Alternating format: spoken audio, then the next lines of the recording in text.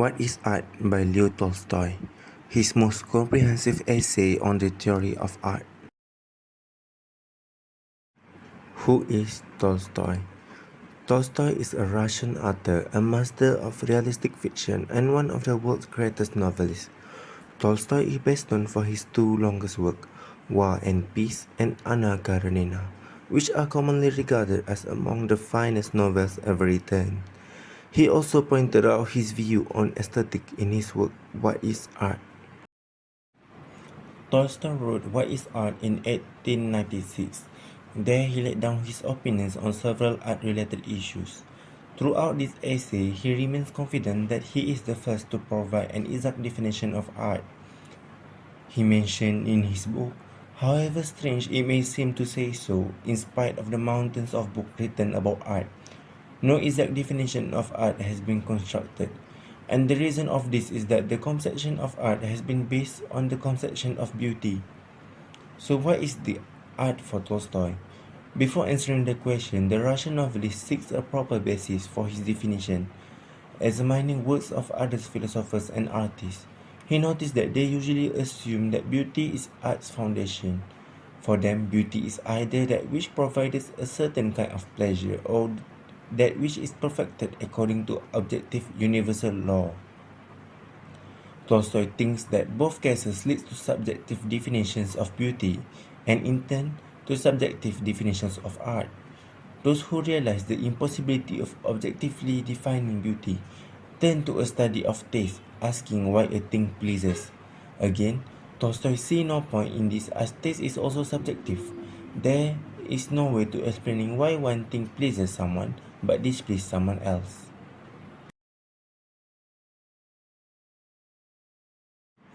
What is art?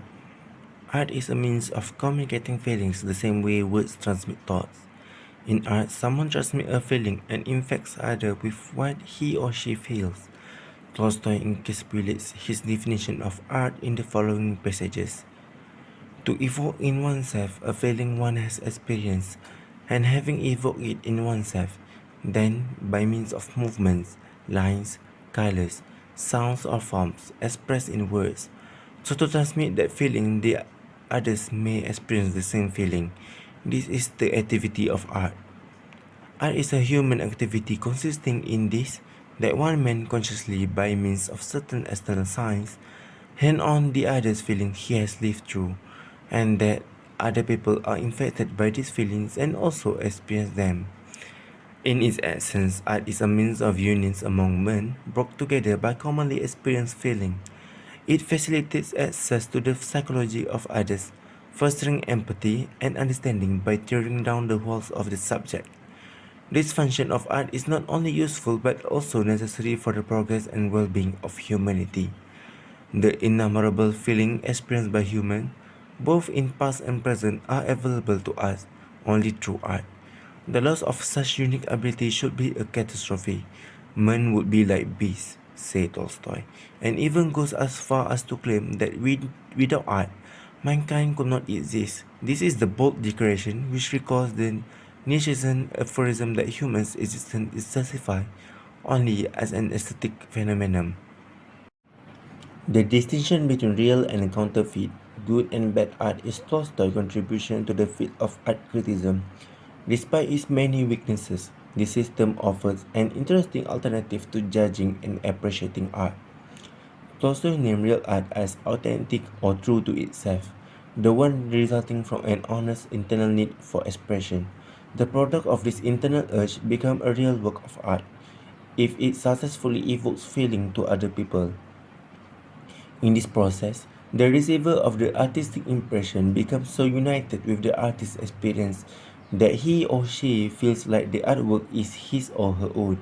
Therefore, real art removes the barrier between subject and object, and between receiver and sender of an artistic impression. In addition, it removes the barrier between the receivers who experience unity through a common feeling.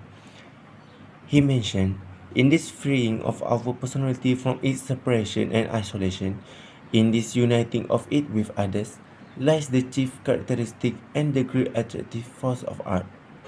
Furthermore, a work that does not evoke feeling and spiritual union with others is counterfeit art. No matter how poetical, realistic, effectful, or interesting it is, it must meet these conditions to succeed. Otherwise, it is just a counterfeit posing as a real art. Art is emotion. According to Tolstoy, emotional infectiousness is a necessary quality of work of an art. The degree of infectiousness is not always the same, but varies according to three conditions. First, the individuality of the feeling transmitted. The more specific to a person the feeling, the more successful the artwork. Second, the clearness of the feeling transmitted. The clearness of expression assists the transition of feelings and increases the pleasure derived from art. Lastly, the sincerity of the artist. The force with which the artist feels the emotion he or she transmitted through his or her art.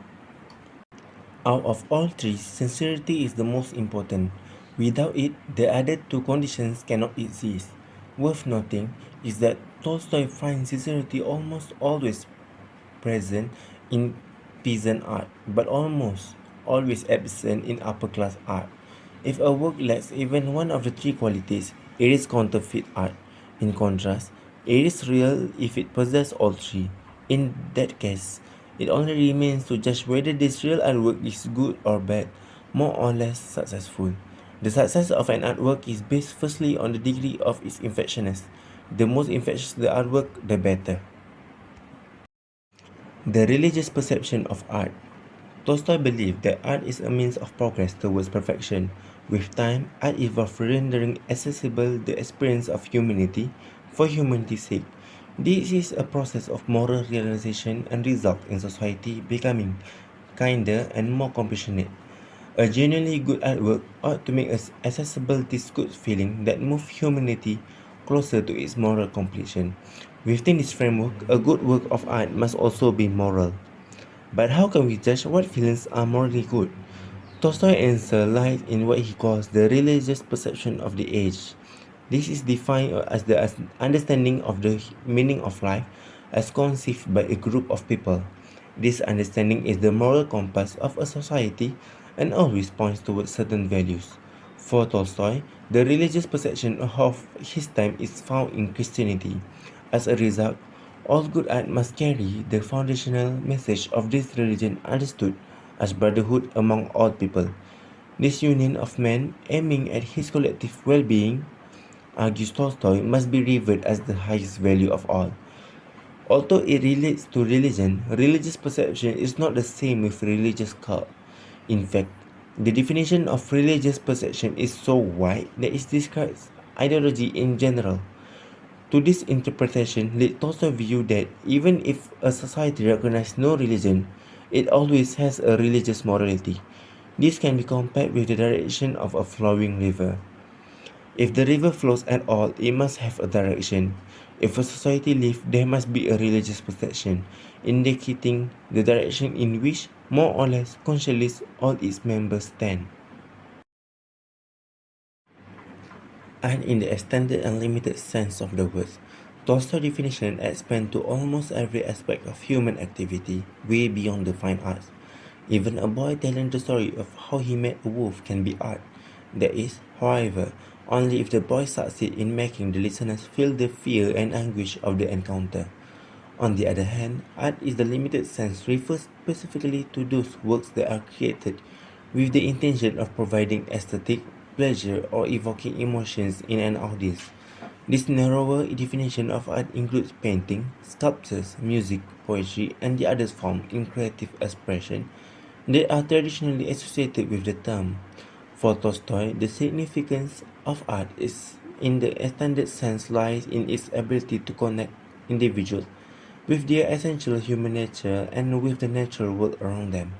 He believes that the true art, whether in the limited or extended sense, should evoke genuine emotions and facilitate a sense of unity and understanding among people.